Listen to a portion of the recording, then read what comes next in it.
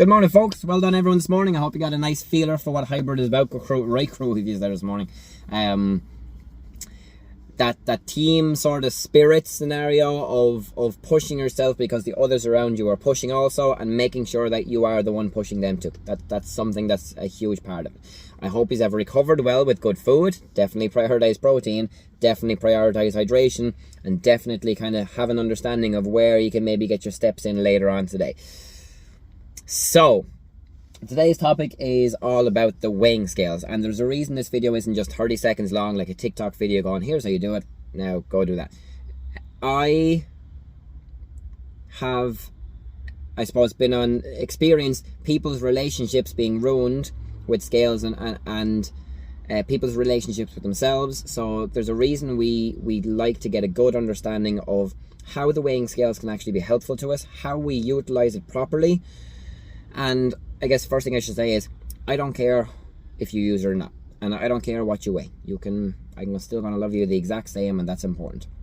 But if you are going to use the weighing scales and you are going to track your progress that way, well then I'd like that you did it what is, in my opinion, the right way, or the evidence-based way. Pretty more important than my opinion. So, if you were using the scales, you would hop on it today. Ideally, you would have hopped on this morning, and if you want to wait till tomorrow morning, it's no problem. But hop on it today if you want to and get an understanding of where it's at the moment. And that number you see doesn't make any reflection of where things are, because it's the progress that you make from that is the most important thing. If you weigh yourself once a week, it is not an accurate representation in any way of your progress, unless it's done over a year period. And more than likely, if you do it for a long enough time, it's going to fuck with your head if you're weighing yourself once a week, or worse again, weighing yourself randomly every now and again that you get the chance, because there's so many fluctuations. And I'm actually going to edit into this video, like, fluctuations include the carbohydrates that you might store in your body. These are good things. Carbohydrates are the reason you only get those last couple of reps in your workout today. The carbohydrates are the reason you feel good in your workout. If you think about fuel in a car, diesel in a car, you put 50 quid of diesel in a car, it's going to weigh heavier. But that diesel is essential from getting you to point A to point B. It's the same with how your body uses energy. And the funny thing is that the harder you're training, the more your body goes, oh, wait a minute, I actually need to hold on to more energy, and we'll store that little bit more energy. And it might be a pound of energy in the form of carbohydrates and vitamins and water and salt and electrolytes and all these different things. But it's essential. It's really important. And it's important for a quality of life. But that fluctuation is irrelevant, because you do one session and it's gone. You go for a wee and it's gone. So these fluctuations will happen so much.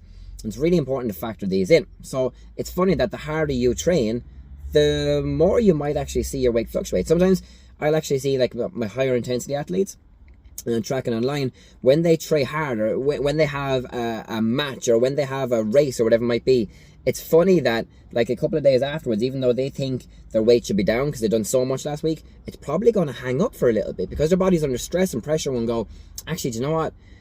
My fat is actually here as safety. My weight is actually here as a safety mechanism. My hydration is here as a safety mechanism. It's there to protect me. It's there to nurture a child. It's there to keep me warm during the winter. It's there for stress. It's there for, if you have listened to the podcast with Dr. Richie Curran, he's kind of talking about our ancestry and how it's in our DNA. And for a couple of days, your body will go, no, I'm not getting rid of this. I might need this for what's coming next, because that was stressful. That was difficult. And once you kind of mellow out and once things get back to normal, all of a sudden, whoop, it just comes down nicely. And that's important to remember. So if you are weighing yourself, it is very important. Then you wake up in the morning, you go to a wee, and then you hop on the scales. And you take it every single day. And the number that you see every single day, and this part's important, if you don't message me on a Tuesday because the number that you see has gone up all of a sudden, it's only been one day, the number that you see is irrelevant. We look at the weekly average, and this is on your check-in sheet. And the weekly average gives us a good representation of your progress. And I'm actually I'm going to clip a little edit here. This is probably one of my best online clients. The person who does everything I ask and more, like down to a T. And have a look at how much his weight fluctuates, because he's got matches, he's got plays a couple of different sports, and there's constantly training up and down. We're still trying to fuel him, but drop that little bit of body fat.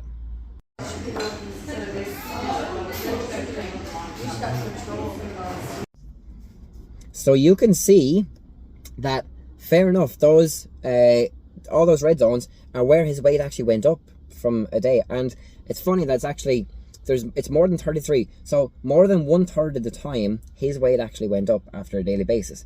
But what's more important, let's have a look at the average.